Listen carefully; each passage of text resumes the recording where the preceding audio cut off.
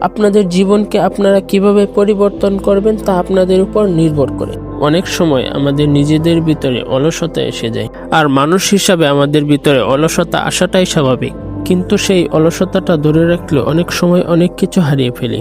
আজকের গল্পটা এমনই এক অলসতার, যার গল্পের মাধ্যমে আমরা শিখব যে অলসতা করলে কি হয় আর অলসতা ছেড়ে দিলে আমাদের কি উপকার হয়। তাই ভিডিওটা শেষ পর্যন্ত দেখুন। এক গ্রামে আরিফ নামের এক ছেলে থাকতো। সে নামাজ পড়তে খুব ভালোবাসতো, কিন্তু সে অনেক সময় অলসতার কারণে মসজিদে যেত না। একদিন সে স্কুল থেকে ফিরে প্রথমেই অজু করে মসজিদে গেল। সেদিন খুব বৃষ্টি হচ্ছিল, সবাই ঘরে ছিল, কিন্তু আরিফ ছাতা নিয়ে মসজিদে গেল। ইমাম সাহেব তাকে দেখে বললেন, আল্লাহ তোমার এই ভালোবাসা দেখে খুব খুশি হবেন।